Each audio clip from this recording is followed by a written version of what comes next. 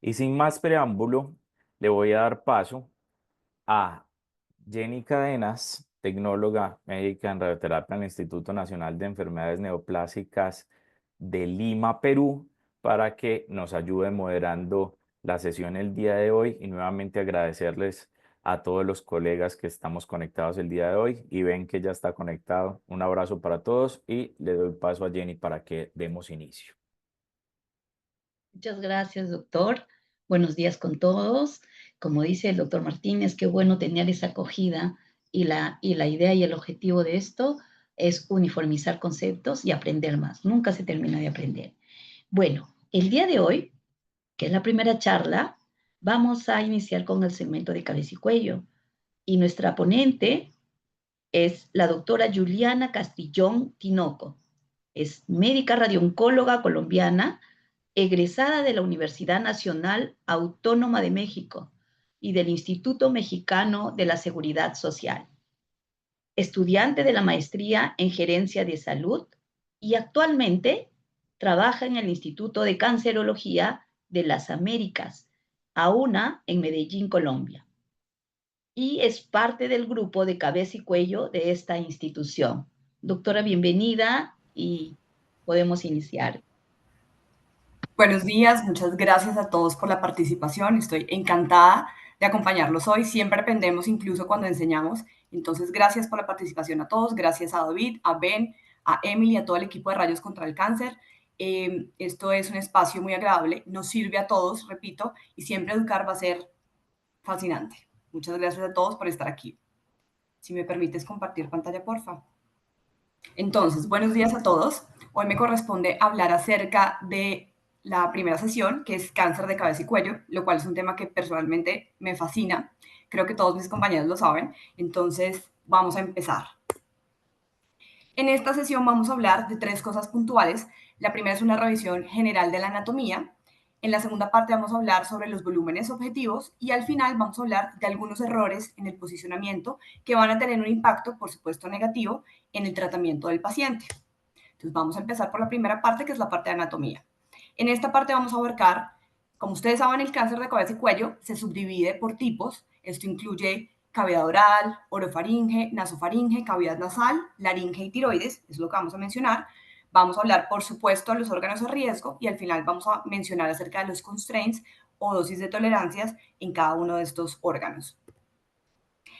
Entonces, cuando hablamos del cuello, cuando yo pienso en el cuello, se me viene a la mente inmediatamente una película, una comedia americana muy famosa de hace como más de 20 años, que es esta, que se llama Little Man. La traducción más o menos era como pequeño pero peligroso. Eso es lo que yo pienso cuando pienso en el cuello.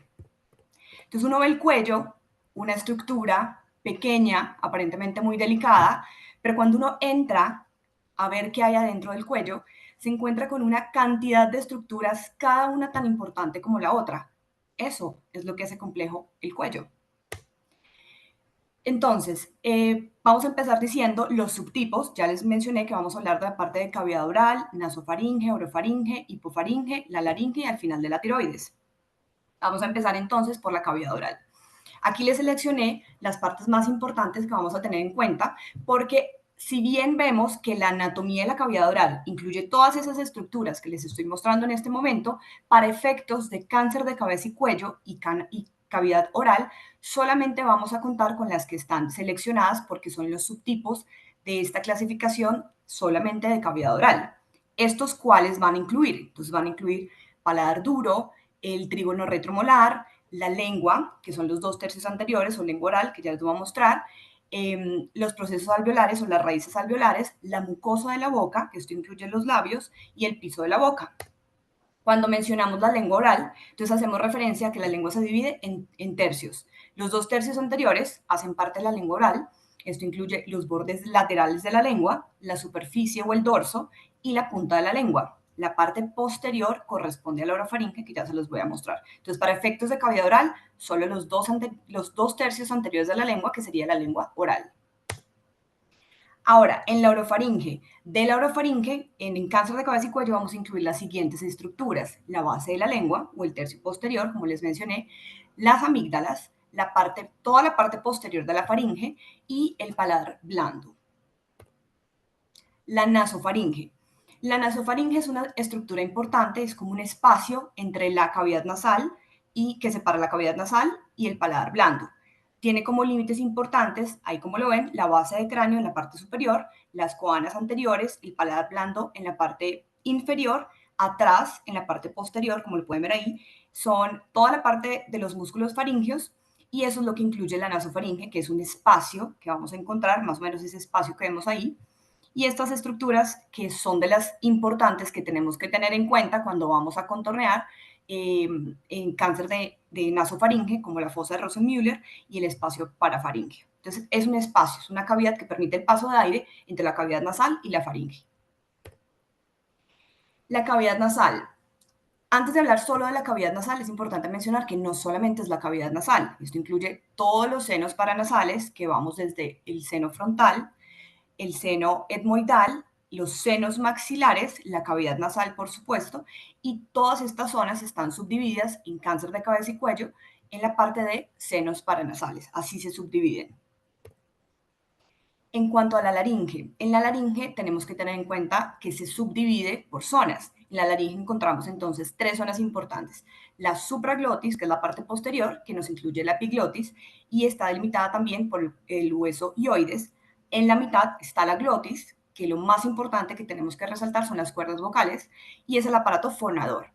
Y la subglotis es donde encontramos, está dividida por la parte del cartílago cricoides y así es como se subdivide. También para efectos de tratamientos del cáncer se van a subdividir y de eso va a depender la delimitación de lo que vayamos a tratar según la extensión de cada enfermedad. Al final, por supuesto, se continúa con la tráquea. Entonces, estas son las 3 en este corte sagital. Vemos las zonas que hemos mencionado, la nasofaringe, que es la parte principal, luego sigue la orofaringe, la hipofaringe, la laringe supraglótica, la glótica y la subglótica.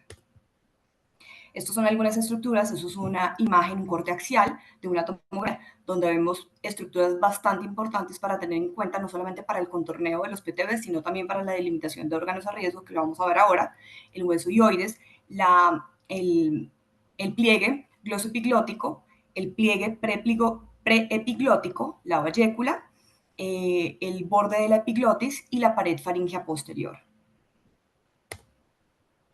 En la tiroides. Entonces, la tiroides es una de las glándulas importantes del cuerpo. Es una glándula que está compuesta por unos lóbulos, un lóbulo piramidal y 2 lóbulos grandes principales, un lóbulo derecho y un lóbulo izquierdo, y en el centro por un istmo. Esta glándula es una glándula que produce hormona tiroidea, que es la función como principal, y regula varios estados del cuerpo.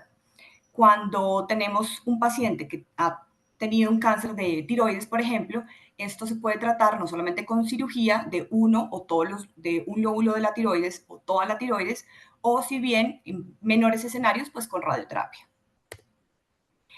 Entonces, ¿qué hay acerca de los órganos a riesgo? Hay muchas guías para delimitar órganos a riesgo. Esta es una de las más aceptadas, más conocidas y pues más validadas en el mundo. Esta es una guía que incluyó la delimitación de muchos países y muchas regiones como Europa, Norteamérica, Australia, Nueva Zelanda y Asia. Y de esta guía, que es la que les voy a presentar, la delimitación de los órganos a riesgo, esta guía puntualmente nos describe 25 órganos a riesgo en el área de cabeza y cuello. Entonces, para empezar, tenemos la primera parte y es el segmento anterior del globo ocular. Como ustedes lo pueden ver con el número 1, esto incluye todas estas zonas: córnea, iris, cuerpo ciliar y los cristalinos. Más fácil los hemos conocido como cuando delimitamos solo los cristalinos. Esta estructura, en mi concepto, es una estructura fácil de encontrar. Si ven la imagen de la tomografía, se ve un poquito más blanco. Yuli, un comentario. De pronto podrías, como también tenemos colegas de Brasil, Ajá. de pronto si el pace lo podemos bajar un poquito o hablar un poquito más despacio, si es posible, sería Perfecto. bueno. Mil gracias. Perfecto. Entonces, retomando, vamos a empezar, les decía, por el ojo, la parte anterior, el segmento anterior del ojo. Entonces, en el segmento anterior del ojo, que está descrito con el número 1, esto, como les decía, va a incluir todas estas estructuras. Vamos a incluir la córnea, vamos a incluir el iris, el cuerpo ciliar y los cristalinos. Cuando lo vamos a delimitar, se me hace que es una estructura que no genera muchas confusiones porque básicamente lo contorneamos como cristalino, aunque realmente adentro están todas estas estructuras que yo acabo de mencionar. Tiene una forma ovalada, fácil de detectar, y si ustedes ven la imagen de todo el ojo completo, ven que la parte posterior del ojo es un poquito más oscura, es más hipodensa respecto a las otras imágenes, y contrario a esto, el segmento anterior, que es el que estamos viendo en este caso con el número 1, es un poquito más blanco, es un poco más hiperdenso, no mucho, pero se alcanza a diferenciar fácilmente. Creo que esta es una de las estructuras que no generan mucho problema a la hora de la delimitación. En la parte número 2, el segundo órgano es la parte posterior del segmento del ojo. Esto va a incluir muchas estructuras que para efectos prácticos lo vamos a incluir simplemente en la parte posterior del ojo. Esto nos va a incluir la retina, el humor vítreo, la coroides, y es importante mencionar que aquí esta parte posterior del ojo se va a continuar directamente con el nervio óptico. Sin embargo, para efectos de la delimitación, pues no vamos a incluir el nervio óptico porque es un órgano de riesgo aparte. Entonces, esta parte, como ya les mencioné, se ve un poco más hipodenso, un poco más oscuro en el momento de contornear. Es bastante ovalado, los ojos son redondos prácticamente, un poquito más ovalados. Entonces, creo que esta no genera tantas confusiones al momento de la delimitación porque es una estructura que se puede identificar un poco más fácil que otras. En el punto 3, el tercer órgano que vamos a hablar son las glándulas lacrimales. Las glándulas lacrimales están en la parte superior y lateral de los ojos y tiene una forma muy característica y es que es una forma cóncava, como lo pueden observar ahí. Son órganos pares y ahí lo que se incluye es también parte de la grasita que se mete en la zona del ojo, en la parte superolateral. Entonces, creo que con estas no hay mucha diferencia, se ven un poquito más isodensos, más iguales que el color de las tomografías, ligeramente hipodensos, ligeramente más oscuros, pero la ubicación clásica es al lado lateral de los ojos. Entonces vamos a ir con la primera pregunta para todos, para que por favor participen. ¿Cuál de las siguientes es la forma correcta de dibujar la glándula parótida? ¿A, B, C o D? Perfecto, entonces la respuesta que más se repitió fue la C con un 83%, seguida de la B con un 11%, luego la A con un 4% y por último la D. La respuesta que más se repitió fue la C con un 83%. La respuesta correcta efectivamente es la C. Aquí la meta es que lleguemos al 100% de esta respuesta al final de todo este curso. Entonces, con la parótida hay que tener en cuenta dos cosas importantes, que es lo que siempre podemos fallar. La parótida es una glándula salival mayor y tiene dos lóbulos. Básicamente tiene una ubicación preauricular, está en esta zona, y tiene dos lóbulos importantes y cuando la vamos a ver ahí en la tomografía es como si estuviera en esta posición, en esta forma. Un lóbulo profundo y un lóbulo más superficial, o también una cola de la parótida, que así la mencionan. Entonces no se nos puede quedar atrás la cola de la parótida. La respuesta es la C, porque efectivamente es la que incluye ese lóbulo profundo de la parótida, que es el que más fallamos en el momento de contornearlo, que es el que da justo ese puntico, esa colita del lóbulo profundo, da en contacto se extiende hasta el proceso estiloides, que es ese huesito que está ahí, lo blanco que vemos al lado, en el borde medial. Aunque hay veces no es tan fácil de ver en la tomografía, créanme, ahí está, y tiene dos lóbulos, que es lo importante que debemos conocer desde la anatomía. La B es como la mejor que está definida la glándula, pero pues no está el lóbulo profundo, entonces no está delimitada correctamente. Y la A y la D, pues lo mismo, falta el lóbulo profundo y no cubren toda la cola de la parótida. Entonces, la respuesta correcta efectivamente es la C.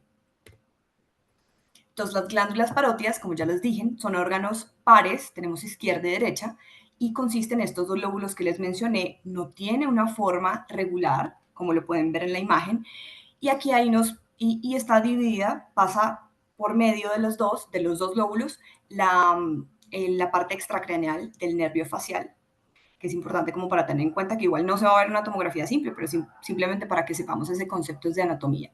Entonces, les digo que no tiene una forma homogénea, pero aquí va un tip que a mí me ha servido y que cuando lo he explicado les ha servido. Si ustedes ven la parótida, en ese caso, se ve un poquito más oscuro, es decir, un poco más hipodenso respecto al resto de la tomografía. Hay una recomendación supremamente importante y no solamente aplica para el contorneo de órganos a riesgo, sino para el contorneo de todo. Hay que jugar con los contrastes y las ventanas en la tomografía de simulación en el momento de contornear. Y no solamente con esto, hay que verlo en todos los cortes, hay que utilizarlos todos los cortes para estar más seguros de que no se me está quedando o un pedacito del órgano o un pedacito de tumor, en este caso por fuera del volumen que voy a contornear. Entonces, una recomendación aquí es, normalmente cuando lo contorneamos en ventana de abdomen, y lo otro es importante mencionar, para mí es fácil verlo en el abdomen, cuando tengo muchas dudas cambio la ventana y lo pongo en ventana de cerebelo. Cuando ustedes lo cambian a ventana de cerebelo se va a ver mucho más oscuro, entonces es de pronto un poco más fácil ver toda la formita, que es irregular, ojo, y que nos puede ayudar un poco más. Entonces, si les sirve como tip y no ven muy clara la parótida, cámbienla a ventana de cerebelo y me dicen después cómo les va. Eso por parte de las parótidas. Luego vienen las glándulas submandibulares, que son las que están con el número 5, también son bilaterales. Estas también hacen parte de las glándulas salivales del cuerpo y están por debajo y frente de la mandíbula, al frente de la mandíbula y en la parte posterior de la boca. Repito que son bilaterales y se ven hipodensas, o sea, un poquito más oscuras en la tomografía de simulación. Importante, como les menciono, jugar y ver en todas las ventanas, en todos los cortes, para estar más seguros de lo que estamos contorneando. En la primera imagen de arriba vemos las parótidas en el corte coronal, en el corte axial y luego en el corte coronal. Y abajo vemos las submandibulares, cómo se ven en todos los cortes. Recuerden que son glándulas que son bilaterales, excepto pues que el paciente tenga una agenesia, algo estricto, que no haya nacido sin una parótida, pero en general son bilaterales y más o menos el contorno debe quedar simétrico en comparación con la otra, más o menos. Luego tenemos la cavidad oral extendida, así lo mencionan en la guía. Esta está posterior al arco interno de la mandíbula o del maxilar y lo vamos a ver en esta forma detrás de los dientes. Los dientes, por supuesto, no se incluyen, los dientes no hacen parte de los órganos de riesgo en este caso, pero van posteriores a los dientes en esto. Importante con esto, como un tip, verlo solamente en el eje axial puede ser fácil, pero si tienen dudas, véanlo en el corte sagital para que vean toda la parte, realmente la extensión de la cavidad oral, que es toda esta zona. Número 7, tenemos la mucosa bucal. La mucosa bucal, esta está lateral a la mandíbula y al maxilar, más o menos es esta zona adentro, toda esta zona es la mucosa bucal. Se contornea de ambos lados.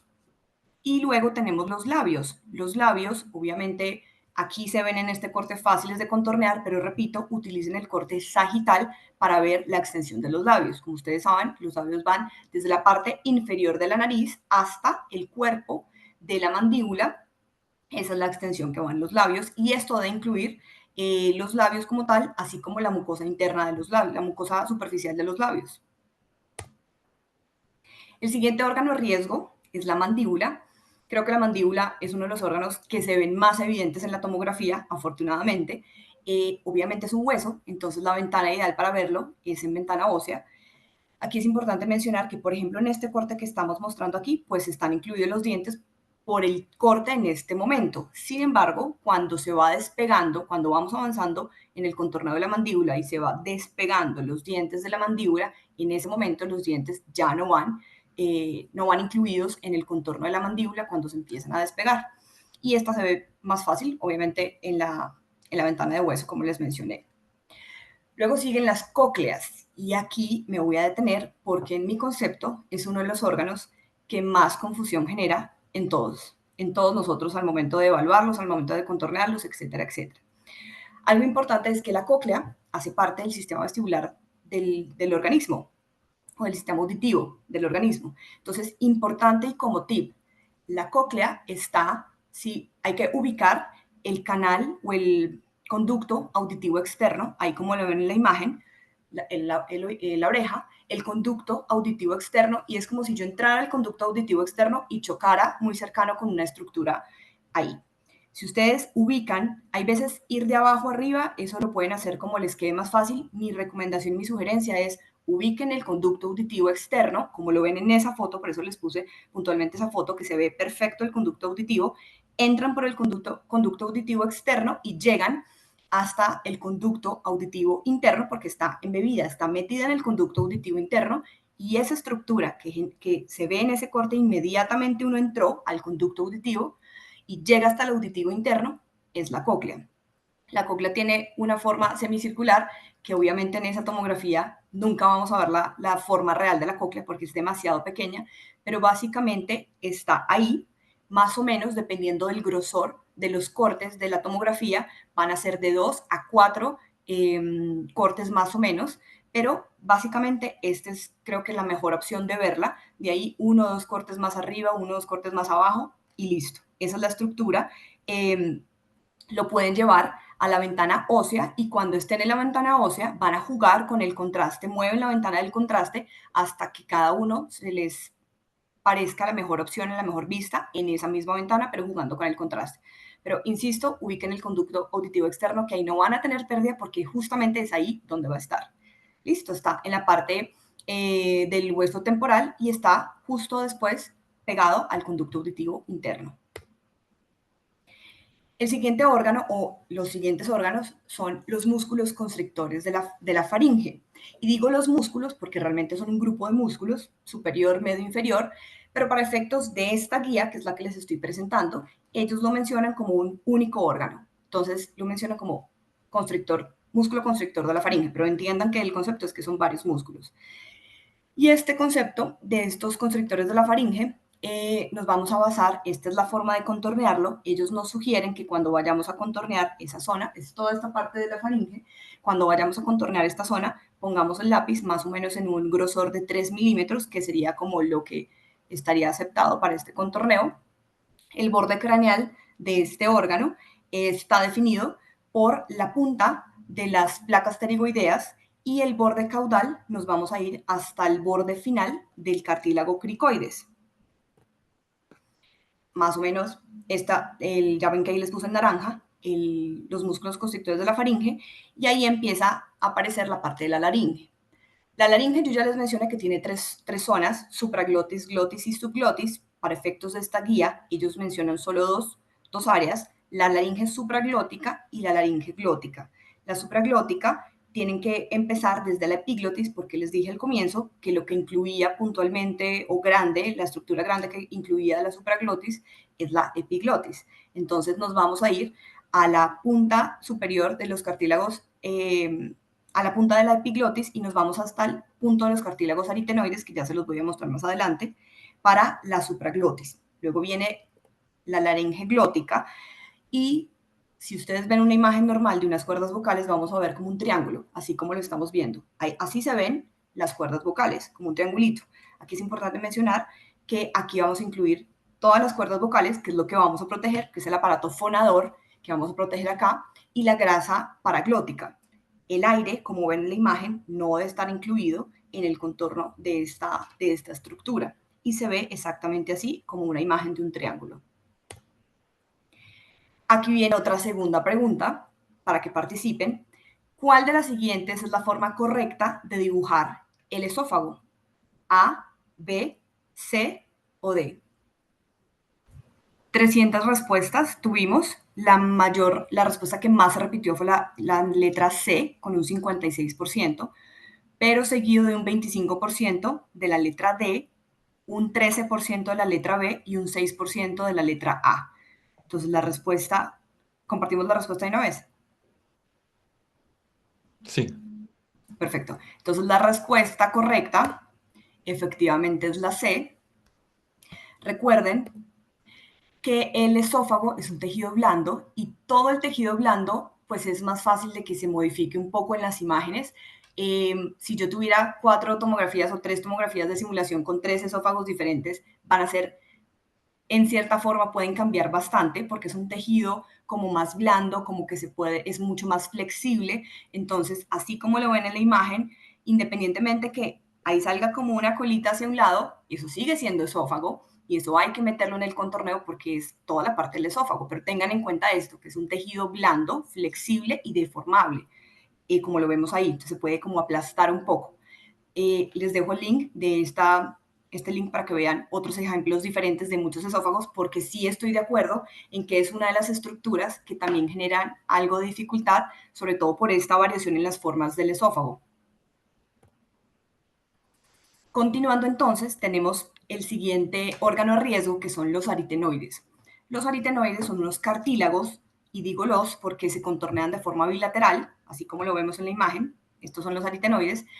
Son estructuras separadas. La base o el límite, el borde caudal de cada uno de los aritenoides va a ser un poco más ancho y se va a meter en la articulación se va a articular, perdón, con el cartílago cricoides, que es muy importante mencionar. Estos son los aritenoides.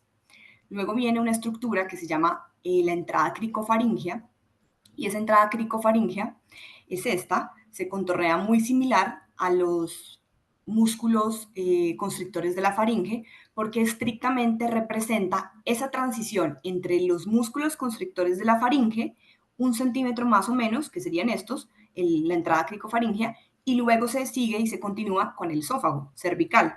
Entonces, representa esa transición entre estos dos órganos, más o menos es como 1 centímetro, igual que los órganos constrictores, los músculos constrictores de la faringe. Lo vamos a delimitar con un lápiz con una medida más o menos de 3 milímetros. Es el mismo contorneo, pero es mucho más pequeño. ¿Y hasta dónde vamos a parar? Hasta que encontremos la imagen del esófago, que las primeras imágenes del esófago cervical sí son un poquito más claras, es un poquito más redondeado.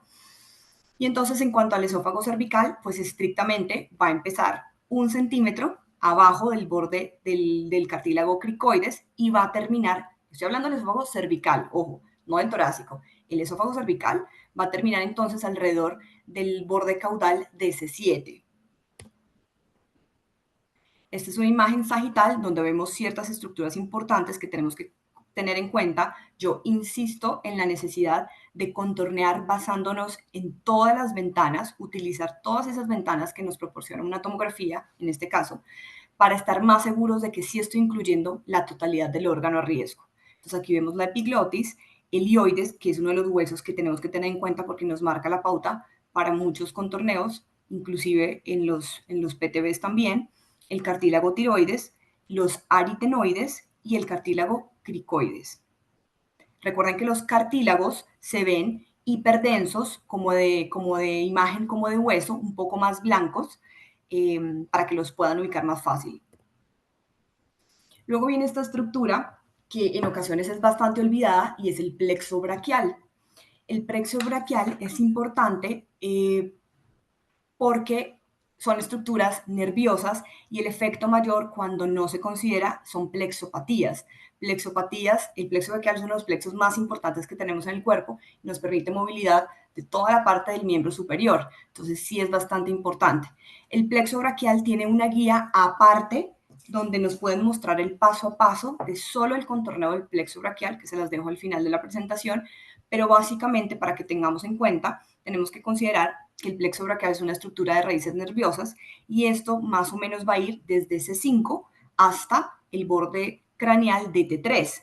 Entonces, como más o menos ahí nos dicen, vamos a localizar la estructura de C5, esto más o menos así, vamos a ir viendo, esta es la forma de contornearlo, vamos a ubicar la vértebra, algunas vértebras van a tener unos forámenes y a través de los forámenes va a salir cada una de estas raíces. Entonces vamos a partir de C5. Cada raíz nerviosa no está puntualmente en C5. Si voy a ubicar la raíz de C5, entonces la raíz va a estar entre C4 y C5. Así todas. Entonces, la raíz de C5 entre C4 y C5, localizamos los músculos escalenos, que son estos a través del cual pasa por la mitad esta raíz nerviosa. Luego de localizar los músculos escalenos, sale esta raíz por el foramen por el borde lateral de los músculos y luego vamos bajando de esta forma. Luego de C5 vamos a continuar, por ejemplo, con la raíz de C8, que como les mencioné, si estoy buscando C8, está entre C7 y T1, una arriba, una abajo, y a nivel de C8 sale una nueva estructura, que es la arteria subclavia, que se puede ver, obviamente las arterias se ven mejores con tomografías contrastadas, es más fácil para el contorneo, las arterias, no el plexo de hecho se recomienda en tomografía simple. Entonces está la arteria subclavia y vamos a extender esta raíz del plexo en la parte posterior y lateral de la arteria subclavia a ese nivel, más o menos a nivel de la primera costilla.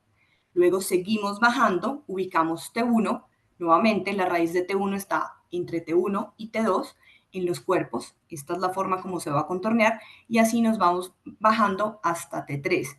Es importante mencionar que cuando se incluye el paquete, el volumen se incluye el paquete vascular, es decir, cuando tenemos estas raíces nerviosas y el plexo está alrededor de ese paquete vascular, se tiene que contornar con todo el paquete vascular.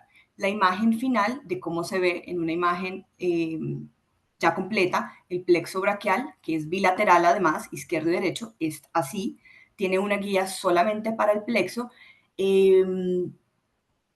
braquial y en general no se me hace tan compleja, pero sí es un poco más extensa. Simplemente es ubicar las raíces entre las vértebras como les mencioné. Si quiero ubicar esta raíz, tengo que irme una arriba y una abajo. C5, entonces una arriba y C6 abajo, por ejemplo. Es así como lo tenemos que ir ubicando. Les dejo al final de la presentación en las referencias la guía para contorneo solo de plexo braquial para quienes estén interesados. Continuando entonces, tenemos la glándula tiroides. La glándula tiroides, como les mencioné, es una glándula que tiene varios lóbulos. Los grandes son el lóbulo izquierdo y el lóbulo derecho. Estos lóbulos están conectados y están localizados justo abajo del cartílago tiroides.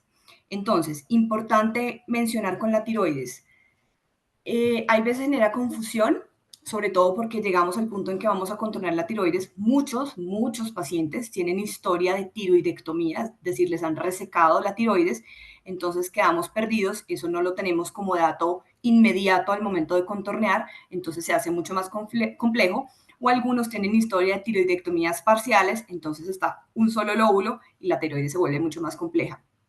Tips con la tiroides para contornear. Lo primero es que si así no tengamos contraste, la sola imagen de la tiroides es un poco más blanca, un poco más hiperdensa respecto al resto de las estructuras, entonces se puede marcar un poquito más. Yo insisto con el cambio de los contrastes. Cuando no está clara la tiroides, mi consejo es cambien el contraste a cerebelo. Cuando cambian el contraste a cerebelo, la imagen se torna absolutamente blanca y se marca mucho más fácil. Algunos dicen que tiene una forma como de mariposa. Mi concepto es que tiene una imagen más triangular cada uno de los lóbulos, pero mientras uno siga el contorno, la otra recomendación es la siguiente. Mi consejo es, ubiquen la imagen que se les haga más parecida a la imagen de una tiroides normal, por ejemplo esta, que son los dos lóbulos, izquierdo-derecho, y que está conectado.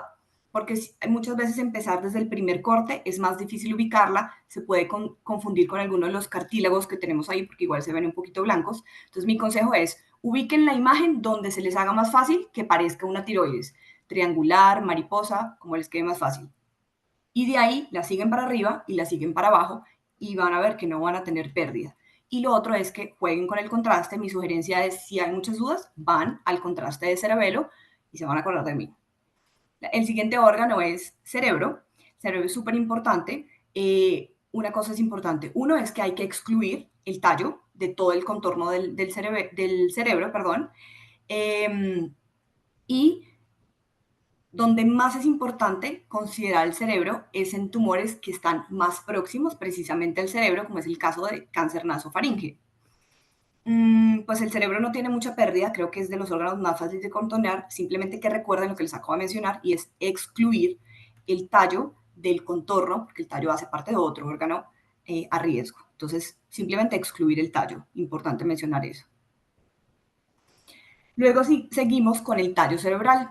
El tallo cerebral es una estructura que, por supuesto, si tuviéramos resonancia para contornearla, pues sería el estudio ideal, el más recomendado, o incluso cuando sí vamos a tratar cánceres o tumores que requieran una resonancia, pues igual vamos a hacer la fusión y nosotros vamos a hacer las correcciones estrictas con la resonancia, que es digamos, el estudio con el que mejor vamos a ver esa imagen.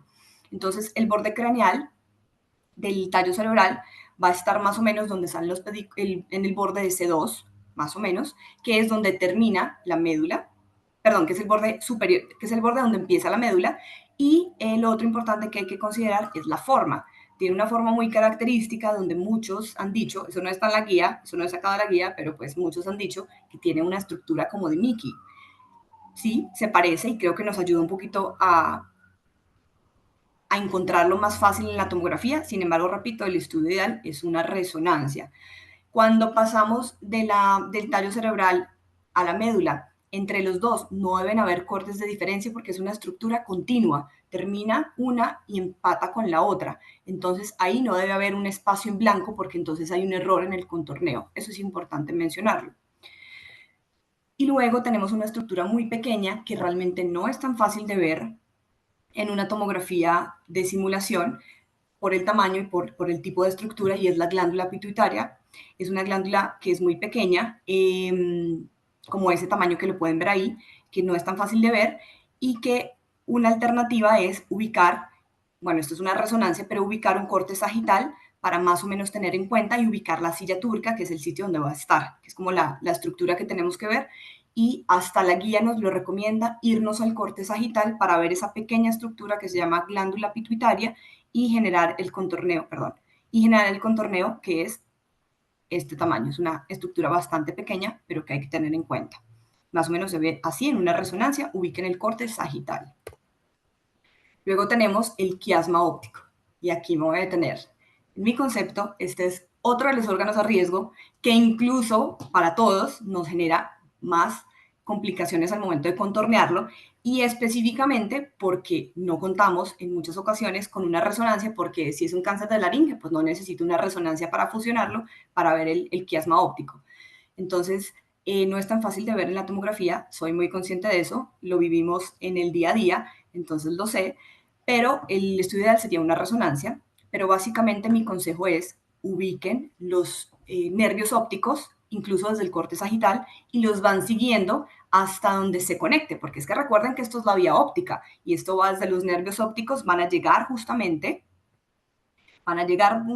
y desembocan ahí, en el quiasma óptico. Entonces pienso que es más fácil ubicar los nervios ópticos, seguir el trayecto de los nervios ópticos, y ahí donde llegan los dos nervios ópticos estaría el quiasma, que más o menos es una estructura muy pequeña, pero que no es tan fácil de ver en la tomografía. Más o menos otra forma de verlo fácil es un consejo de la guía puntual, es más o menos que lo vamos a ubicar 1 centímetro superior a la glándula pituitaria, y para eso nos vamos a tener que ir al corte sagital, ubicar la silla turca o la glándula pituitaria e irnos 1 centímetro arriba, y más o menos ahí debería estar el quiasma, pero se me hace fácil también ubicar los nervios ópticos y llegar de los nervios ópticos hasta la desembocadura, que conecta con el quiasma. Recuerden que esto es vía óptica, entonces todo está conectado. Entonces ya vienen los nervios ópticos, son muy delgados, nos dicen que más o menos son de 2 a 5 milímetros para el contorneo, son bastante delgados.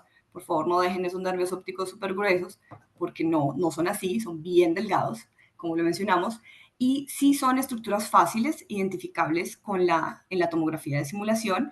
Estos se van a contornear desde el borde posterior del globo ocular, o del segmento posterior del globo ocular, y nos vamos a ir hasta la parte donde está el quiasma. Entonces, repito, mi consejo es de los nervios al quiasma, porque si el quiasma está complejo, es más fácil irnos de lo fácil a lo complejo y ubicar después el quiasma, antes que al contrario.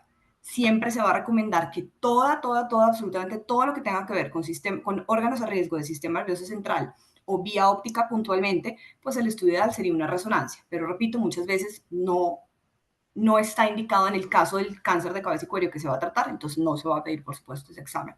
Entonces, de los nervios al quiasma se me hace la opción más fácil. Pues esta es la imagen del quiasma, esta es la foto más linda que podemos ver de un quiasma. Ojalá todos se vieran así, la realidad es que no, pero confíen que de los nervios llegamos al quiasma más fácil. Y los últimos órganos a riesgo serían la médula espinal. Y aquí es importante mencionar, no es todo el canal espinal, es solo la médula espinal, que es una estructura bastante pequeña, bastante bien delimitada, como lo vemos en la imagen, que vamos desde la parte de C2 hasta el margen caudal, más o menos hasta el borde superior de T3. Esa es toda la extensión de la médula que vamos a considerar. Ojo, estamos hablando de órganos de riesgo en cáncer de cabeza y cuello. Por supuesto que la médula va hasta L1, L2, dependiendo de la variación entre cada persona. Pero aquí, para efectos de la guía, para efectos de lo que tenemos que contornear, vamos más o menos hasta T3. Y aquí quiero hacer otra aclaración. Vamos hasta T3, pero si el tumor es un tumor bajo, es un tumor mucho más caudal, tipo una laringe, tipo una tiroides, y el tumor va a estar mucho más abajo, entonces aquí tenemos que tener en cuenta que la médula tenemos que contornear 5 centímetros por debajo del borde inferior del PTB, o sea, el tumor que se va a tratar finalmente, para poder tener toda la cobertura adecuada de la médula, así nos metamos un poquito más en médula del espacio torácico. Pero entonces 5 centímetros por debajo del PTB para tener una garantía solo en casos de tumores que estén mucho más caudales, mucho más inferiores. Y el último órgano a riesgo de esta guía que les presento son las arterias carótidas. Aquí sí les voy a decir que la forma más fácil de verla, por supuesto, es con una tomografía contrastada. Sabemos que no todos los centros van a tener una tomografía contrastada, pero pues sí sería el estudio ideal porque aunque en algunas imágenes se pueda ver ligeramente más fácil, llegan ciertas estructuras donde se puede perder. Entonces definitivamente lo ideal sería con contraste. Aquí es importante mencionar que esto incluye la arteria carótida común y las internas, que estrictamente tanto la izquierda como la derecha van a tener el mismo trayecto, el mismo curso. Lo único que va a cambiar es en el origen. La derecha se va a originar en la parte del tronco brachiocefálico a nivel del cuello, mientras que la izquierda va a surgir desde el arco aórtico de la parte de la región torácica. Y la bifurcación, pues esto no tiene problemas, más o menos ocurre a nivel de C4. Esta es la imagen, pero aquí sí es mucho más fácil con contraste. Yo siempre les digo lo mismo, donde esta es una imagen muy fácil, entre comillas, aunque con contraste, pero esta sería una imagen fácil de entender e identificar. Entonces mi consejo una vez más es, si en esta imagen yo ya la identifiqué, me voy siguiéndola hacia arriba y luego hacia abajo para intentar no perderla en caso de que no tenga contraste, por supuesto con contraste es mucho más fácil, pero ubico la imagen en la que para mí se me haga más fácil identificarla, como por ejemplo esta.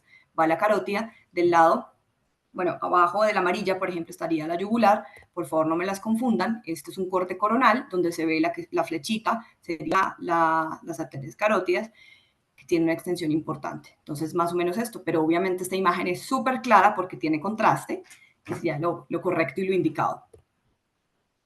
Esos son los 25 órganos que presenta la guía, que nos muestra la guía de delimitación de órganos a riesgo de cabeza y cuello. Yo les dije al principio que hay muchas guías. Esta es una de las más famosas, de las más grandes y de las más aceptadas a nivel mundial. Pero también, si quieren ser más estrictos, hay guías de delimitación, tanto de órganos a riesgo como de estructuras y de volúmenes, y estas van a incluir según el tipo de cáncer. Entonces, en cabeza y cuello, una de orofaringe, una de nasofaringe. Puntualmente menciono la de nasofaringe porque sí tiene ciertas consideraciones diferentes. Esto de los lóbulos temporales no lo incluye la guía anterior, pero sí lo incluye la guía de nasofaringe. ¿Por qué? Porque como ustedes saben, la nasofaringe es una estructura muy cercana, les dije al principio que el límite superior de la nasofaringe tiene que ver con la base del cráneo. Entonces está supremamente en contacto con el cráneo y con el cerebro y con el resto de los órganos del sistema nervioso central que están ahí. Y ahí es donde hay que ser mucho más estrictos. Incluso cambian un poquito los constraints o las dosis de tolerancia de los órganos en nasofaringe, sobre todo los de la vía óptica y los del sistema nervioso central que están incluidos. Entonces aquí es importante mencionar los lóbulos temporales puntualmente para casos como el cáncer de nasofaringe. De los límites de los lóbulos temporales, entonces tenemos que a la parte superior vamos a encontrar la cisura de Silvio la cisura de Silvio como límite superior. Atrás vamos a encontrar, es como si tuviéramos los lóbulos temporales. Es una línea imaginaria entre el lóbulo temporal, el lóbulo parietal y el lóbulo occipital. Es una línea imaginaria. Y en la parte anterior van a estar la fosa craneal media, como lo vemos ahí. Eso es de la guía de nasofaringe, que luego les voy a mostrar unos constraints que sí cambian un poco más. Y luego vamos a considerar estos dos estructuras. No están clasificadas como un órgano a riesgo como tal, pero sí hay que tenerlos en cuenta y necesitan una adecuada contorneo, una adecuada delimitación. Y son primero el body, que siempre hay que hacer correcciones en el body. Recuerden que al final nosotros cortamos los PTBs del body. Si el body está mal contorneado, pues vamos a tener conflictos, no solamente nosotros, sino cuando lo pasemos a los físicos, para la planeación va a ser mucho más complejo. Recuerden que hay estructuras, hay tumores bastante irregulares, que el body no va a ser el body normal que se autosegmenta con los programas, con el software, sino que hay que hacer unas correcciones. Entonces hay que hacer esas correcciones basados en cada tumor, en cada tipo de tumor, basados en la máscara termoplástica, las correcciones, que eso es un error bastante frecuente. Y ojo con esto, lo otro es el bolus. Hay que considerar los bolus. Si tenemos un bolus que se va a tratar, ya sea un bolus hecho con el plan, con el TPS, o si lo vamos a hacer de manera 3D o con impresión, tenemos que decir en la hojita, o no sé cómo lo hagan en otros centros, lo que se va a tratar, el bolus, qué tipo de bolus es, dónde va a ser la ubicación real del bolus, idealmente tomar una foto para que todos estén en la misma línea y sepan exactamente dónde queda y no quede más torcido, más girado. Y lo otro es cuál va a ser el espesor del bolus, 0,5, 1, lo que sea. Y lo otro son los artefactos. Hay que contornear los artefactos y hay programas y se puede generar una cancelación de esa densidad que genera esos artefactos. Y los nuevos software, los nuevos tomógrafos de simulación, los más actuales, tienen un proceso en que automático, hay una opción que automáticamente los va a cancelar y mejora bastante esa distorsión que generan los artefactos. Pero hay que contornearlos, no como un órgano a riesgo estricto, pero sí como una estructura que se debe tener en cuenta al momento de hacer el plan de tratamiento. Ahora, ya habiendo mencionado todos los órganos a riesgo, vamos a ver que estos órganos a riesgo, como ustedes saben, se van a dividir y se van a clasificar. Se van a clasificar en órganos a riesgo en serie u órganos en paralelo. Y ya les voy a decir por qué es importante conocer esto. Órganos en serie, entonces la imagen de la izquierda vemos un órgano paralelo donde está subdividido, ejemplo, en 6 estructuras, 6 subunidades, como en este caso del paralelo, mientras que el serial está 3, pero como su nombre lo dice, en una serie. Entonces, ¿cuál es la consideración acá de la imagen del lado derecho? Si yo tengo este órgano a riesgo, donde esta estructura, esta subunidad me falló, se dañó por la radiación, pues los órganos en paralelo tienen la ventaja de que aunque esta subunidad me falló, las otras 5 van a tener una subfunción y van a suplir y van a intentar hacer su función cada una. Entonces vamos a tener un daño en el órgano más leve, pero no vamos a tener un daño absoluto en toda la función del órgano. Contrario a los órganos en serie, que el clásico ejemplo, que siempre se ponen en todas las imágenes porque es como de lo más catastrófico que puede pasar, como la médula. La médula es un órgano en serie. Si tengo un daño a nivel de cualquiera de sus subunidades, es un daño absolutamente catastrófico porque vamos a tener una pérdida de la función del órgano completa.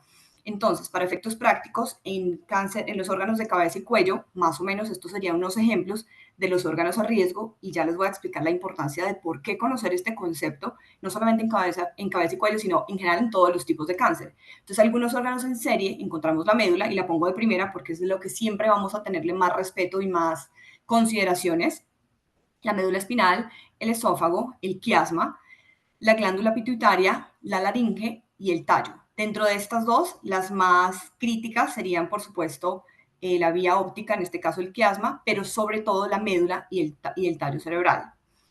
Entonces, esas serían las de mayor cuidado.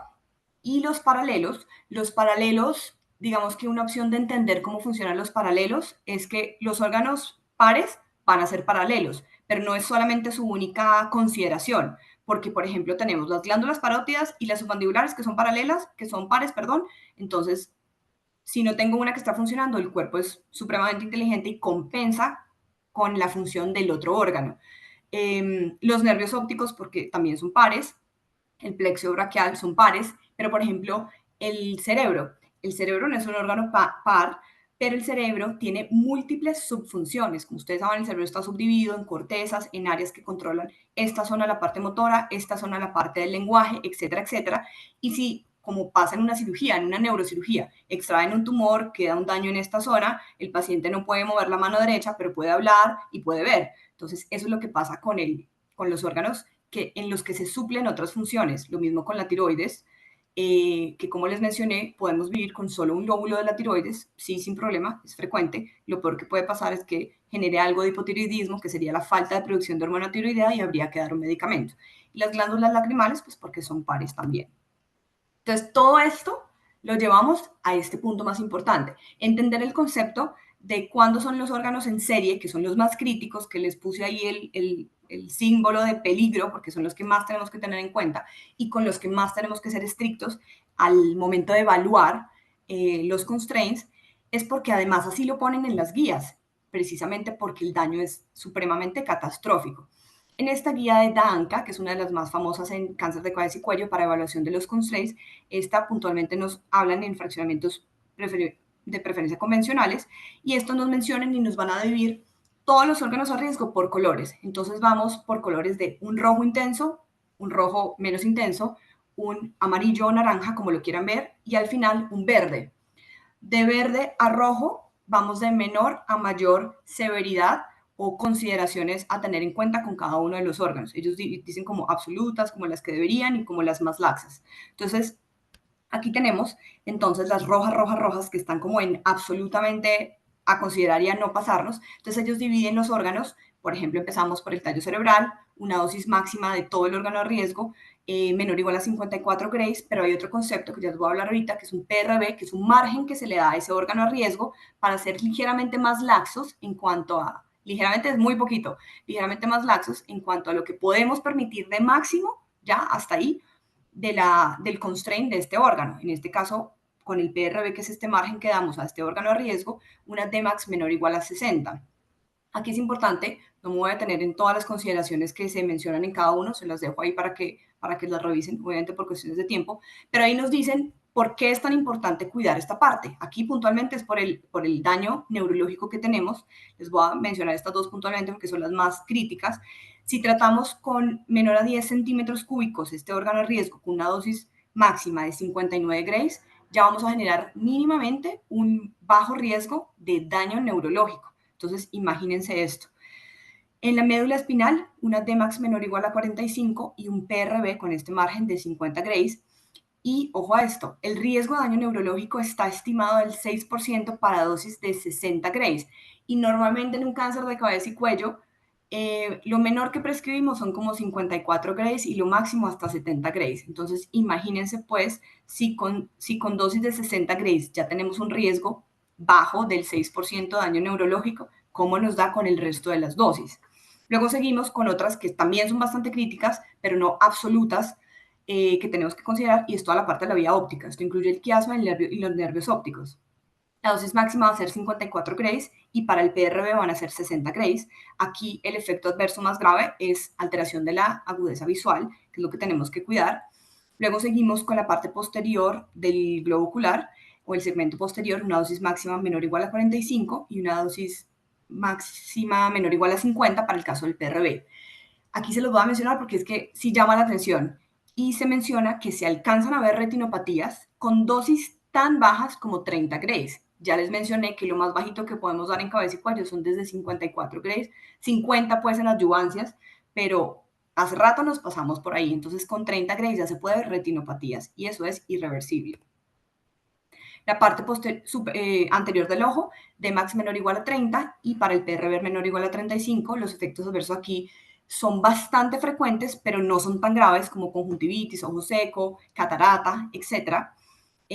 Con las glándulas lacrimales de media menor o igual a 25 Grays y para un PRB de media menor a 30 Grays, y el efecto adverso más frecuente es un síndrome de ojo seco. Con el cerebro es un poquito más laxo, por lo que menciono que no es un órgano en serie, sino un órgano paralelo que tiene más subfunciones. Entonces hay varias opciones, una Dmax menor o igual a 68 Grays o una dosis a 1 centímetro menor a 58 Grays. Aquí nos mencionan que ya tenemos un riesgo con una Dmax de 72 Grays, hay un riesgo de necrosis de 5% a 5 años y esto se traduce en deterioro neurocognitivo de los pacientes. Con las cócleas es importante mencionar que el efecto que se va a generar si no lo protegemos bien es pérdida auditiva, y ellos mencionan que incluso es importante saber que los pacientes de cáncer de cabeza y cuello, muchos van en concomitancia con quimioterapia.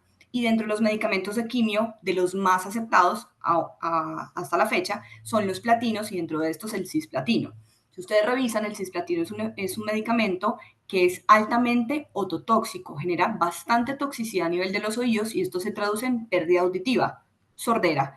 Si a esto le sumamos el tratamiento de esta quimio más la radio y nos metimos a las cócleas, que tenemos una dosis media menor o igual a 45 o un D5% menor o igual a 55, y que aquí nos dicen en la guía que ya con dosis de 47 grays en un paciente que recibe esa dosis de radiación más la dosis de los platinos, vamos a tener un riesgo superior al 15% de sordera. Entonces, súper importante considerar por las cócleas. Luego venimos con el esófago, eso incluye toda la parte de esófago cervical, los músculos cricofaringios y la entrada cricofaringea, con una dosis media menor o igual a 30 grays.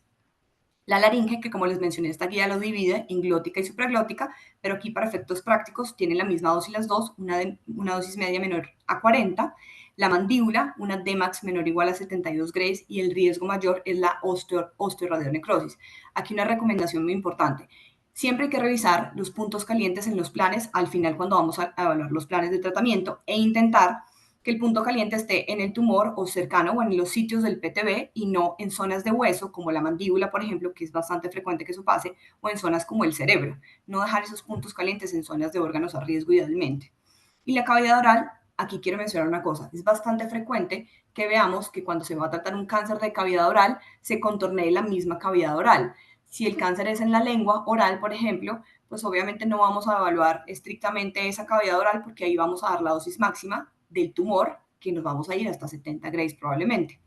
Entonces aquí tenemos una dosis media menor o igual a 30 grays para, ahí lo mencionan, para estructuras que no estén en la cavidad, involucradas en la cavidad oral, y el riesgo de los efectos adversos es serostomía, boca seca y mucositis. Al final tenemos las parótidas, que tenemos unas dosis medias menores o igual a 20, y ambas parótidas, dosis medias menor o igual a 26. Tenemos los músculos constrictores de la faringe con una dosis media menor a 55, y se puede, 55 en general, los demás. La pituitaria, una dosis media menor a 20, lo que genera esto son trastornos hormonales porque la hipófisis es la que me controla ciertas glándulas importantes que producen hormonas en el cuerpo. La submandibular es una dosis media menor o igual a 35 y la tiroides una dosis media menor o igual a 40. Y los más Julie, laxos que son... ¿Ah?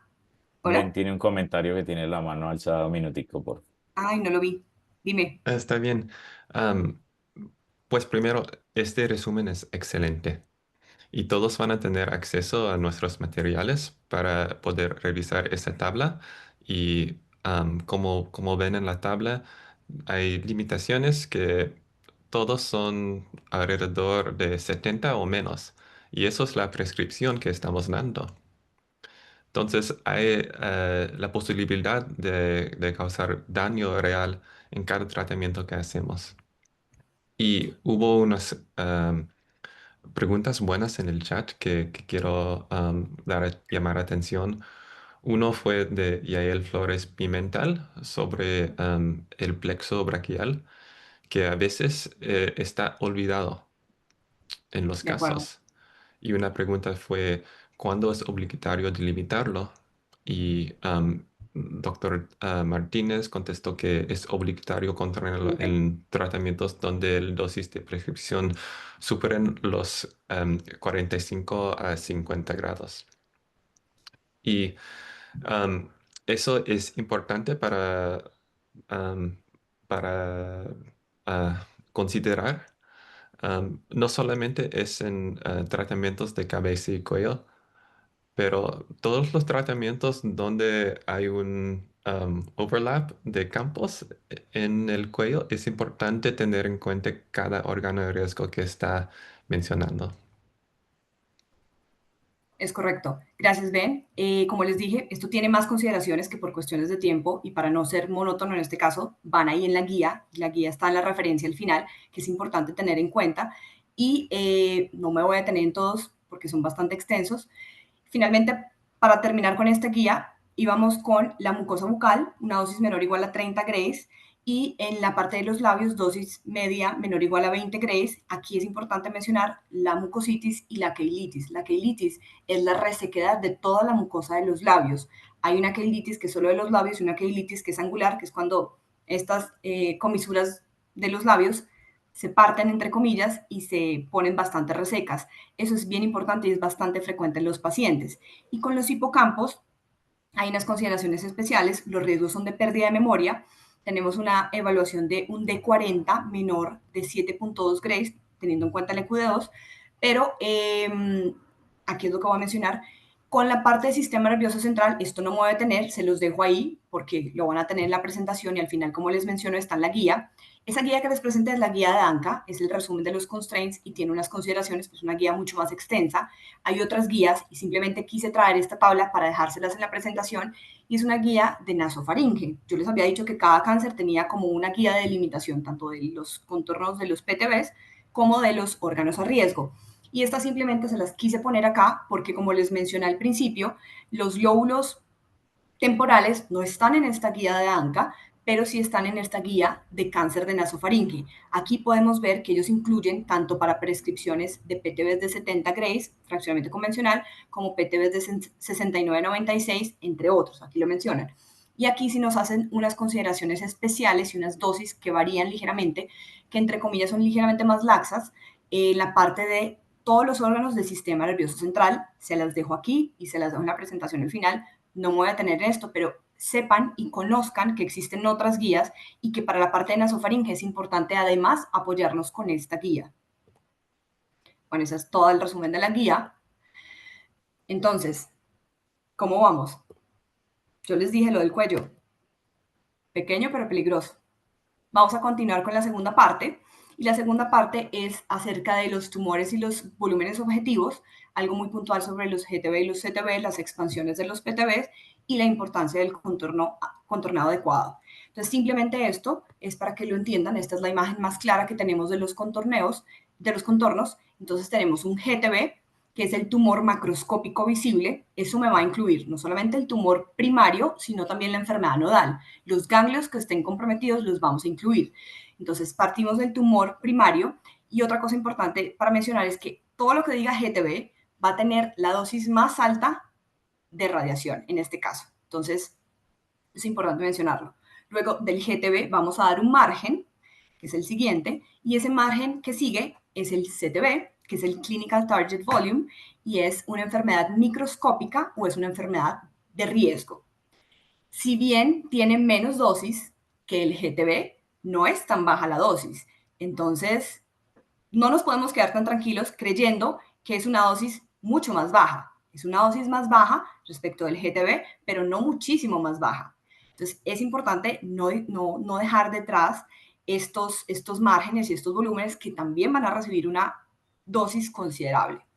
Y luego del CTB, pues vamos al PTB, que es el Planning Target Volume, y esto va a ser el CTB más otro margen que vamos a dar, y esto simplemente es un margen geométrico que va a incluir todas estas incertidumbres que vamos a tener en la entrega del tratamiento. Esto va a incluir el posicionamiento de los pacientes, todas estas variaciones, los movimientos de los órganos y los errores geométricos durante cada tratamiento.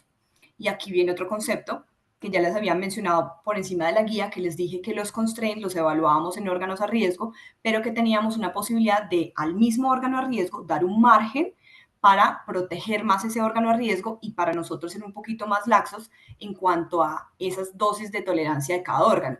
Y este volumen se llama PRV, que es el Planning Risk Volume, y es órgano a riesgo más margen. Así como está la imagen, es así como funciona. Tenemos el tumor con todos los márgenes, que ya decimos, y un órgano de riesgo X cualquiera que está supremamente cerca del órgano a tratar y que vamos a dar ese margen para tener en cuenta esos movimientos internos y para que podamos evaluar de mejor forma el órgano a riesgo con los constraints que les mencioné, sobre todo en órganos a riesgo en serie, que son los más críticos, y en órganos a riesgo de volúmenes muy pequeños.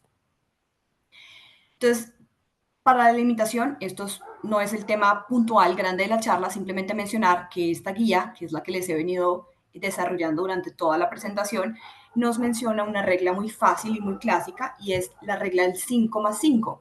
Quiere decir que vamos a dar una expansión racional del tumor primario del GTB, vamos a dar 5 milímetros al CTB primario, y del CTB primario vamos a dar 5 milímetros más al CTB primario, y, perdón, al PTB. Y lo otro que tenemos que tener en cuenta es, esto es una regla, no todas las reglas, es una regla fácil de entender, pero no es algo estricto. Eso es más o menos que es la forma más fácil de comprenderlo, pero hay que tener en cuenta que cada caso es absolutamente individual y que cada GTB a cada CTB depende del sitio específico que vamos a tratar. Hay ciertas zonas que requieren mayores expansiones que otras y eso depende de cada subtipo de cáncer. Pero básicamente, para entenderlo, es una regla del 5+5 que damos esos márgenes. Respecto al PTB y las expansiones del PTB, lo mismo, aquí nos mencionan 3 PTBs, porque en este caso estábamos hablando de un fraccionamiento en donde tenemos en cuenta 3 volúmenes, un volumen de bajo riesgo, un volumen de riesgo intermedio y un volumen de alto riesgo. Todos estos corresponden a esos márgenes de los CTBs, en donde vamos a considerar la localización de los campos, la inmovilización de los pacientes y la radioterapia guiada por imágenes, que es la IGRT, esos con-bin que hagamos diarios para evaluar a los pacientes, en lo posible, pues, que sería lo ideal. Entonces, todas esas expansiones van a depender, y también otra cosa importante a considerar es que hay veces los centros, cada centro puede considerar que aquí vamos a dar PTBs de tanto porque tenemos unos errores de localización de los campos, unos errores de posicionamiento, etcétera, y que por eso vamos a ser un poquito más extensos, más estrictos con los PTBs. También tiene que ver con los centros, pero básicamente 3 a 5 milímetros es un promedio mínimo aceptable. Lo que les mostraba el PRB, entonces aquí se presentan situaciones. ¿Qué hacemos entonces cuando tenemos un órgano a riesgo que está supremamente cerca del PTB? Ya se los había mostrado, lo que vamos a hacer es, depende, dos cosas. Uno, intentar dar un margen, un PRB, para ver si con ese PRB, por ejemplo, en la imagen que les estoy mostrando a la izquierda, tenemos un PTB de toda la zona nasal que se extiende y contacta estrictamente con el tallo cerebral. Entonces, en ese ejemplo, se dio un margen, un PRB, se evalúa el plan de tratamiento, se evalúan los constraints, si cumple y es seguro, pasa. Y si no cumple y no es seguro, pues entonces hay que evaluar. Si son órganos en serie de los que están descritos de la forma absoluta para tener en cuenta, pues eso no debería pasar, no debería aceptarse por los riesgos tan altos que tenemos y los daños catastróficos en estos órganos, especialmente los órganos en serie. Por eso les estaba mostrando y enseñando que cuál es la importancia de conocer cuáles son en serie y cuáles son en paralelo. Contrario a esto, tenemos otros casos donde, por ejemplo, este es un ejemplo muy clásico y muy típico de un contorneo de los hipocampos, donde se protegen los hipocampos para que no reciban toda la dosis prescrita de la radiación. Entonces, es un poquito más laxo, es un poco más fácil de tener en cuenta. Cada caso es absolutamente individual. Esto se tiene que revisar desde la consulta con el paciente, sabiendo cuáles son los posibles efectos adversos que puede tener, luego hablando el plan con los físicos, luego hablando si cumple los constraints y dándole la prioridad a los órganos que realmente hay que darle esa prioridad. Tenemos que tener en cuenta que los errores en el contorneo, no solamente de los PTBs, sino de los órganos a riesgo, nos van a generar un impacto negativo en todo el resto del proceso. Es como una bolita de nieve. Si aquí me equivoco, aquí lo empeoro y terminamos con un plan de tratamiento mal, con una falta de cobertura del tratamiento de radioterapia. Entonces, por ejemplo, en esta imagen tenemos un ganglio que se quedó por fuera del campo de tratamiento. Entonces, ese ganglio, recuerden que hace parte del GTB porque es tumor macroscópico visible. Ese ganglio debería estar incluido y debió haber recibido toda la dosis mayor del tratamiento. Efectivamente, si hay un error, pues quedó subdosificado. Y si además en ese mismo plan vemos que esta estructura que está señalada con la flecha, que supongamos que ahí se creyó que eran las parótidas, obviamente esas no son las parótidas, y no nos dimos cuenta, se contorneó, luego contorneamos los PTBs, en el afán no nos dimos cuenta, no lo revisamos, pasó al físico, el físico tampoco lo vio, evaluamos que las parótidas cumplían perfecta, por supuesto, porque no eran las parótidas, porque si pueden ver en ese plan, pues el PTB está en contacto con la parótida, están metidas en la parótida. Entonces, vimos que el plan estaba normal y pasó el plan. ¿Qué pasa con este paciente? No evaluamos adecuadamente las parótidas, el paciente, y es uno de los efectos adversos más frecuentes que vemos en la consulta, la serostomía, la boca seca, no solamente a corto plazo, sino es un efecto a largo plazo. Entonces, miren todo lo que se genera un error en el contorneo de los pacientes Y esto, por eso somos un equipo de trabajo, porque es que cuanto más revisiones tenga un plan de tratamiento, tenemos que intentar disminuir el margen de error humano normal que lastimosamente tenemos. Entonces, si trabajamos en equipo y alguien se da cuenta de un error y lo podemos frenar, pues evitamos que todo esto suceda. Otro error muy frecuente que les mencioné es cuando se contornea el órgano donde está el tumor, ejemplo en este caso la laringe, es un tumor de laringe y se contornea como órgano a riesgo. Por supuesto, si el órgano a riesgo es la laringe, perdón, si el cáncer que vamos a tratar es en la laringe, pues la laringe no la vamos a evaluar como un órgano a riesgo, sino que la vamos a evaluar con una dosis alta, como un target, como un PTB, que es lo que vamos a tratar. Esto pasa muy frecuente con la laringe y muy frecuente con la cavidad oral. Y en la última parte vamos a tener los impactos, son los efectos en los errores de posicionamiento y los impactos en el plan de tratamiento y algo sobre las toxicidades a corto y a largo plazo. Entonces vamos a presentar este caso. Este es un caso de errores de posicionamiento y cuál es el impacto. Entonces tenemos este caso de una prescripción de un bus simultáneo integrado a una dosis de 2 PTBs, una dosis de 69,96 en 33 fracciones. Cada fracción va a quedar de 212 centigrays y otro PTB de 54,90 donde vamos a tener 33 fracciones. Y este plan fue hecho en técnica PIMAT con 6 arcos. Del lado izquierdo vamos a ver el plan original. Ahí está la cobertura. Vamos a ver que tiene una dosis máxima de 76,62, una dosis mínima, una dosis media. Y del lado de la derecha vamos a ver un plan con 0,5 girados hacia la lateral izquierdo, con un error de posicionamiento lateral izquierdo de 0,5 centímetros. Entonces ahí quiero que vean muy puntualmente la cobertura del 70% de la isodosis que está comprometida, y lo que pasa es, quiero que ubiquen la médula. La médula espinal en el plan original está con una curva, pero miren lo que pasa con esa curva a nivel de la médula. Tenemos más dosis hacia la médula y hacia la parótida del lado izquierdo. Como lo ven acá, se metió más con ese error de posicionamiento, dimos más dosis a la parótida aparentemente y se mete más hacia la parótida del lado izquierdo. Entonces, ¿cómo se vería el plan finalmente?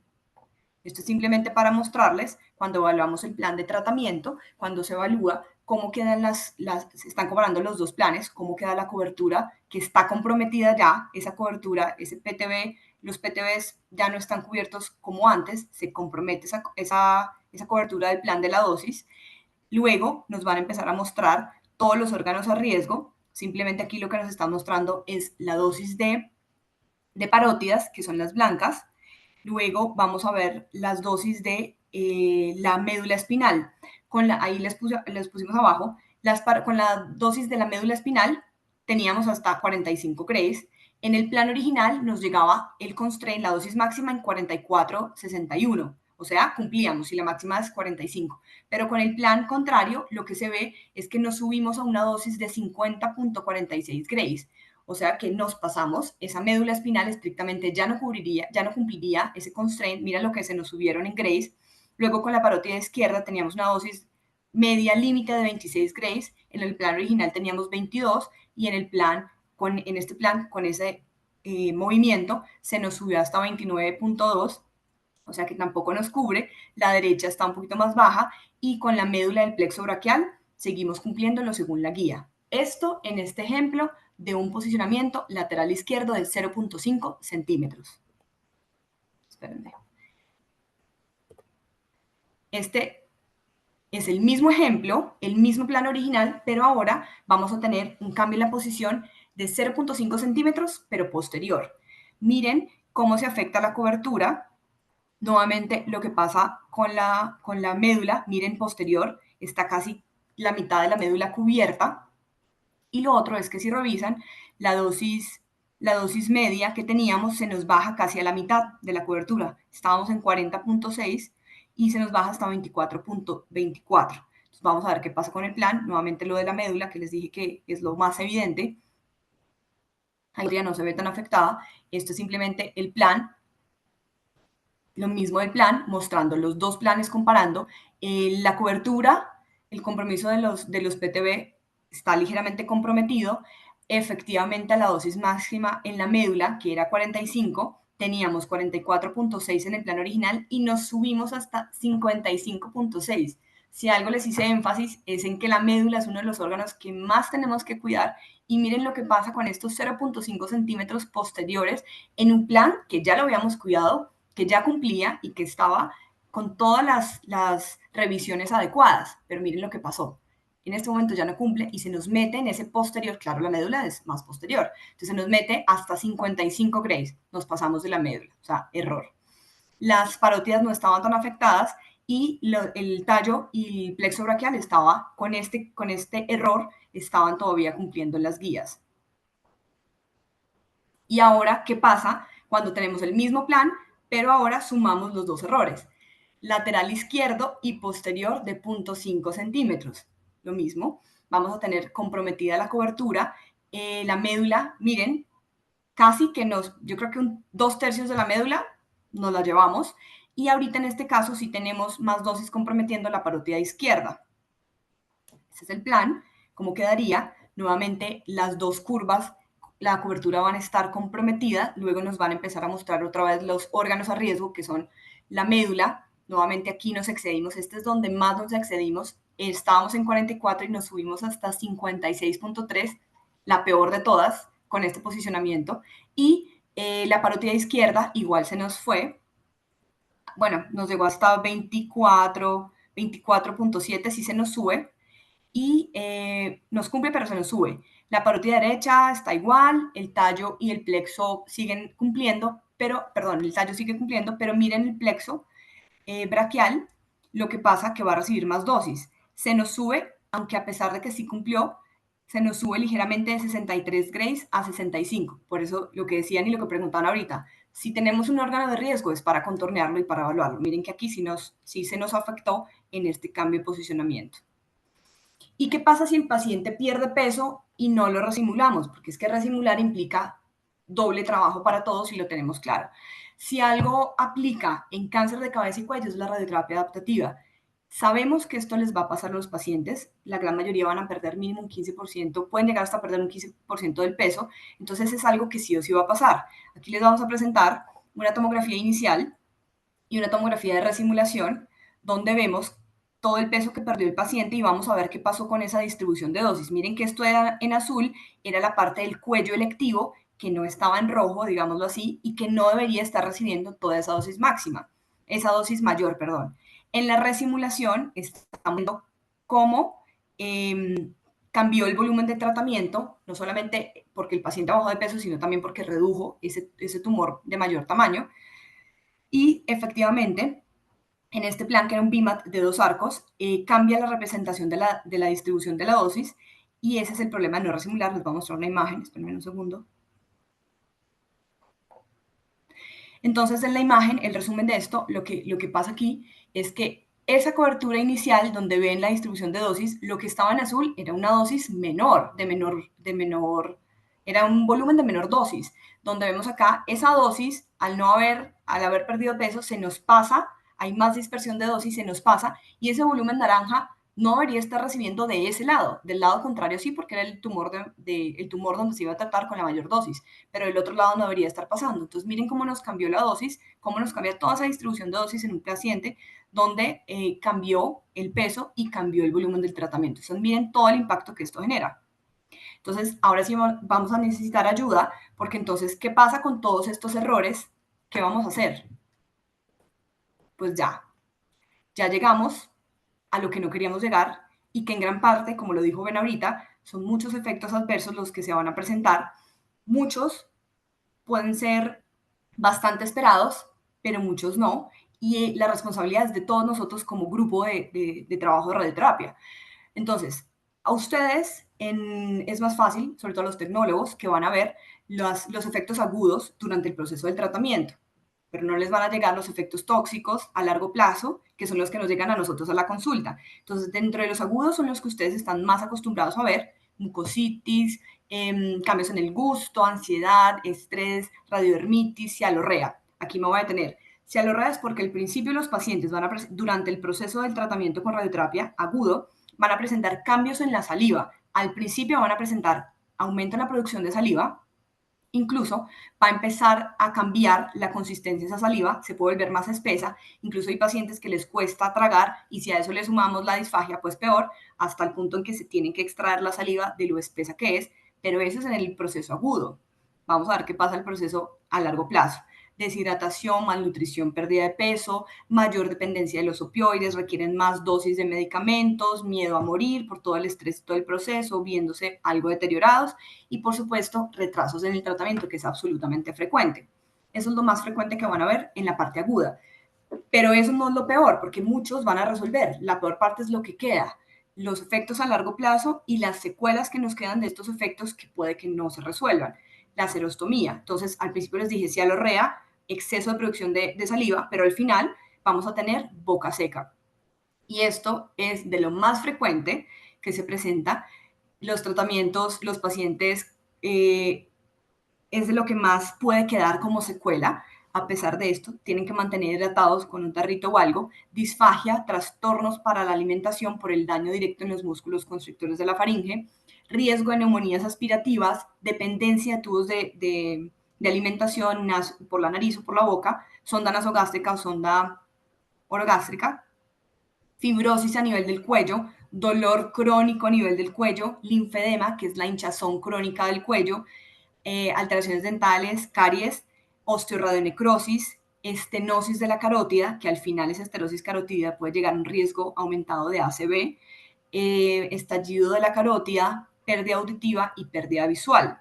Son todos estos los efectos adversos que a largo plazo se pueden presentar, que también son responsabilidad de todos y responsabilidad en disminuir la posibilidad de que estos efectos adversos se presenten. Vamos con la última pregunta para todos. Entonces, ¿cómo hacemos para prevenir la serostomía? Que les acabo de decir, que es esa disminución en la producción de saliva. Entonces, uno de los efectos es cuál sería la forma correcta de dibujar o contornear la glándula submandibular. A, B, C o D. Es importante también mientras vas votando que por temas de tiempo la mayoría de las preguntas las estamos respondiendo en el chat, tanto Ben como yo. Mientras tanto, Julia, hay una pregunta, si quieres responderla en vivo. ¿En qué momento entonces es pertinente que hagamos una resimulación en los pacientes de cabeza y cuello? Esa pregunta es súper... Tratemos, Dime. tra- tratemos de responder las preguntas en el poll si es posible para nosotros poder rastrear el chat con las preguntas adicionales. Muchas gracias. Mientras termines de responder la pregunta del poll, la tercera pregunta, entonces, ¿en qué momento? Esa es una muy buena pregunta y eso depende estrictamente de esas verificaciones diarias que hacemos con el CONVIN. Las causas más frecuentes de resimulación, la más frecuente, sin lugar a dudas, es la pérdida de peso del paciente. Si el paciente ha perdido, si vemos la imagen en el CONVIN y el PTB se nos está saliendo por fuera del campo de tratamiento, independientemente que no sepamos de manera cuantificada cuánto ha perdido de peso el paciente, si el PTB ya está por fuera, eso es una indicación de revisarlo entre todos, con el físico y con el radiooncólogo, y revisar si efectivamente ya estamos por fuera y tenemos que resimular, que es lo más probable. Y más si sabemos, si el paciente viene y entra a la terapia y le dice, es que he perdido 6 kilos, 6 kilos, 5 kilos es un valor considerable, más del 15% es bastante frecuente que lo pierdan y es una indicación de resimular, pero estrictamente son los cambios en el tamaño del volumen, que baje el tamaño o que crezca, porque esa es la otra historia triste que puede pasar. No solamente que lo que esperamos y lo que más pasa afortunadamente es que el tumor reduzca el tamaño durante el proceso del tratamiento, después de la mitad de las sesiones. Si reduce el tamaño, entonces esa es una indicación, o si creció y contrario, el PTB va a estar muy por fuera, se nos sale y no estamos cubriendo adecuadamente el PTB, sería otra indicación de resimular. Otra cosa importante en cáncer de cabeza y cuello. Un paciente que estaba en tratamiento, ejemplo puntual, una laringe que no se había operado y no tenía traqueostomía. El paciente llegó y resulta que se recibió la sesión el viernes, por ejemplo, paró el fin de semana y el lunes llegó con traqueostomía. Pues si tiene traqueostomía nos toca resimular. Si tiene algún cambio nuevo, esa es otra indicación de resimular al paciente. Perfecto, Julie. Y otro punto importante es que obviamente cabeza y cuello creo que es de las localizaciones que más nos consume recursos, ¿cierto? En términos de tiempo de contorneo, planificación, adaptación, etcétera. Entonces, ¿cuál sería la recomendación mientras yo hago esa adaptación offline? Porque ya sabemos que tenemos máquinas en este momento para hacer adaptaciones online en los pacientes que requieran algún cambio, pero si yo no tengo esa tecnología en este momento, ¿cuál sería la recomendación mientras yo hago la resimulación, la contorneo, la trabajo, etcétera, para ese paciente? Seguirlo tratando. Paramos. Exacto, listo. Hay que seguirlo tratando. Perfecto. Ese paciente no puede parar el tratamiento porque les dije que uno de los efectos que vemos es el retraso en el tratamiento porque los pacientes paran por mucositis, por lo que sea. Pero si nosotros además lo paramos por eso, vamos a tener efectos en contra. Entonces el paciente no para el tratamiento, se resimula, se ubica la mejor forma posible y actuamos todo rápido en hacer el nuevo plan y continúa el paciente. Es correcto. Perfecto. Ya está. Estoy compartiendo los resultados de la encuesta. Perfecto. Entonces, la tercera pregunta de cómo disminuir esa posibilidad de la serostomía. Entonces, ¿cuál era la forma correcta de contornear la glándula submandibular? Tuvimos la mayor respuesta, el 51%, la letra C, seguido del 30% la letra A, y luego un 14% la letra B y solo el 5% de la letra D. Entonces, la respuesta que dieron fue la C. La respuesta más correcta es la respuesta B. En este caso, la glándula submandibular, recuerden que está, como su nombre lo dice, submandibular, abajo de la mandíbula. Es una zona que se ve, esa imagen no se ve tan clara, pero si ustedes lo ven en la tomografía de simulación, les dije que es una imagen que se puede ver un poquito más oscura, un poquito más hipodensa respecto a las otras estructuras. Son bilaterales, están más o menos a este nivel y están a nivel de la zona posteromedial del borde de la mandíbula, como está mostrado en la respuesta B. Las opciones A y C son músculos, entonces no hay que confundir la parte muscular con esta glándula, y la D es un ganglio que estaba ahí presente. Entonces la respuesta es la B. Acuérdense de mí, por favor, cambien los contrastes, jueguen con los contrastes y véanlo en todos los cortes de la tomografía, porque para eso son. Y para finalizar, algunos comentarios para llevar a casa entonces. El reto mayor de estos tratamientos en cáncer de cabeza y cuello es lo que les dije al comienzo, es la cantidad del número de órganos a riesgo que tenemos en la zona que vamos a tratar. Aquí lo que se pretende es que intentar hacer el mejor contorneo de los órganos a riesgo y de los PTBs, por supuesto, y eso nos va a permitir hacer un mejor plan de tratamiento y asegurar la protección adecuada de los órganos a riesgo. Definitivamente intentar no comprometer los PTBs para cuidar ciertos órganos a riesgo, pero ojo, cada paciente es individual y depende de cuál es el órgano a riesgo comprometido, si es en serie y de esos de serie cuál es.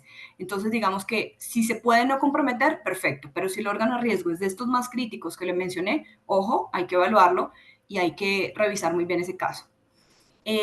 No olviden que los impactos negativos en la planeación del tratamiento cuando no acomodamos bien a los pacientes. Miren todos los efectos que les mostramos con 0.5 de movimiento en ciertas zonas y más si lo movemos en dos sentidos diferentes. Entonces, todo esto nos genera toda esta posibilidad de presentar mayores efectos adversos, incluso a largo plazo. Sin lugar a dudas, trabajar en equipo siempre nos va a facilitar esa posibilidad de ofrecer un tratamiento más seguro y más efectivo y asimismo reducir esos errores durante todo este proceso. Recuerden estrictamente que cada caso es individual. Eso es lo que hace complejo todos estos procesos. Cada caso es absolutamente individual. Y al final, lo más sencillo, si tienen alguna duda, pregunten. Somos un equipo, es normal tener dudas, nos tenemos que apoyar unos con otros y creo que en la mayoría de los centros siempre debe haber alguien que esté dispuesto a resolver alguna duda. ¿Cuál es el propósito final de todo esto? Pues con el trabajo en equipo, entre todos, no solamente detener el cáncer, sino disminuir toda esa posibilidad, todas esas secuelas tan fuertes que si hay un cáncer donde tengamos más efectos adversos, es en cáncer de cabeza y cuello. Entonces, todo este propósito es solamente entre todos disminuir ese cáncer, luchar contra este cáncer y disminuir esa posibilidad de todos los efectos adversos que podemos presentar. Aquí hay algunas referencias que les dejamos, eso va a quedar en la presentación.